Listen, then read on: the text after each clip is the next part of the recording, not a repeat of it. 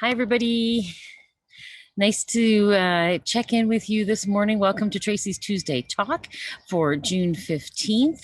It is still Pride Month. I love that we can celebrate a whole month of Pride. And I have to show you my wonderful, first of all, I'm outside in my new gazebo, which I'm absolutely thrilled to use.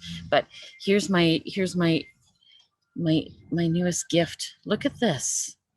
Somebody gifted this to me. Some wonderfully loving, wonderful person gifted this to me.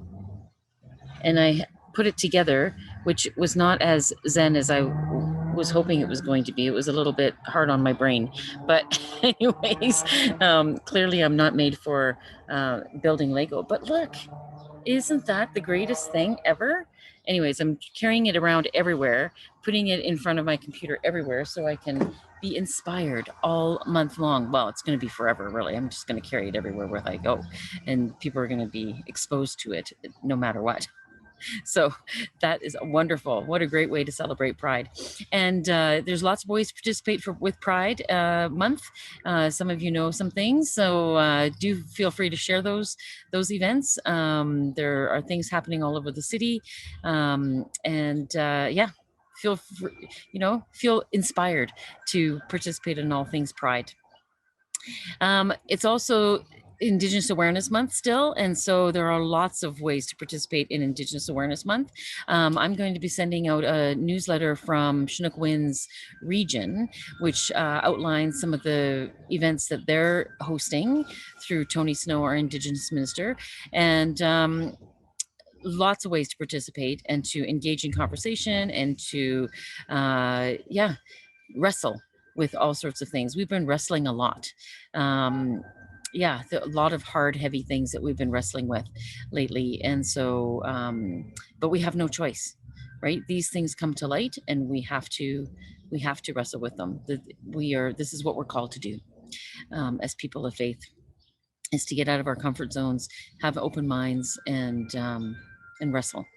So Karen and Elaine and Linda and I are taking this very intensive course called Wrestling with the Truth of Colonization. And so we'll have lots to share about that after the month of intensive coursework is over.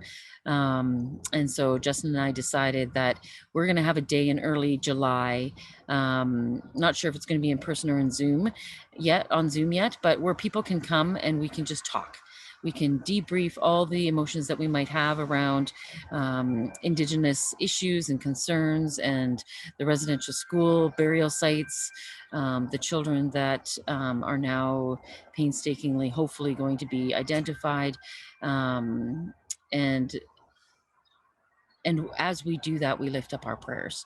We lift up our prayers and our thoughts and our concerns and our hope for solidarity and reconciliation as we back some of those initiatives started by the Indigenous folks. Our Indigenous siblings need us. And the truth has been uncovered, so to speak, and we have to believe the truth. And we have to now work towards the calls to action, which are hard and are complicated and time consuming, and yet we still have to do it. Some of the highlights that I want to tell you about, there will be an Indigenous worship service hosted by Tony Snow and Chinook Winds Region on their YouTube channel on Sunday, June 20th. It will be live streamed in the morning, but then it will be available in the afternoon and afterwards on their YouTube channel. So in the newsletter that I'm sending out from Chinook Winds are the links for all those events and that service specifically as well. On Monday, which is National Indigenous Peoples Day, Monday the 21st, there will be an interfaith virtual prayer vigil in support of justice, healing, and the sanctity of life. And that's through the Calgary Interfaith Council.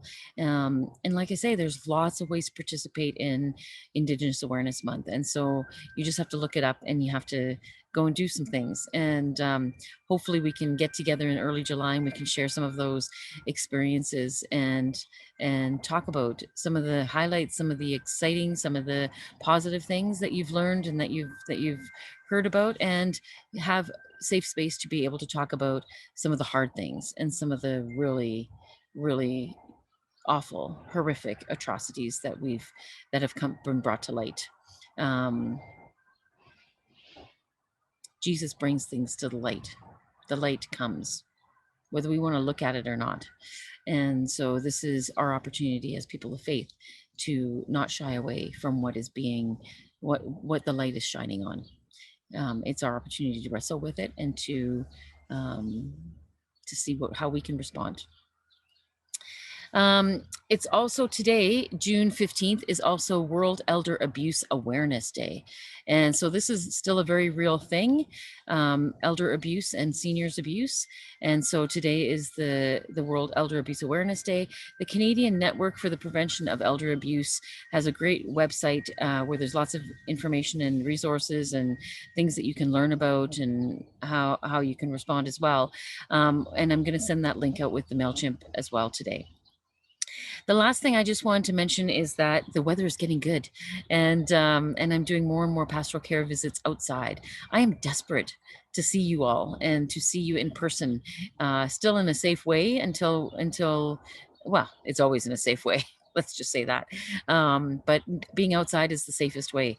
And so if you want me to come to your backyard, if you want me to hang out on your deck, if you want to come for a walk with me and the dogs, please, if you want to come to the church when I'm there to visit outside, please just let me know. Do not hesitate, because seriously, I would love to see each and every one of you. And so send me an email, give me a phone call on my cell phone, or text me, and I'll make myself available. I will, because that's I like I say, I'm desperate to see you, and so and want to be able to visit, catch up, see what I've missed. All right. So I just wish you all a great week. Continue to celebrate Pride, continue to celebrate Indigenous Awareness Month, and continue to wrestle. That's how we learn, that's how we grow, and that's how the world becomes more just. And so know that I see you, and know that you are loved. Bye, everybody.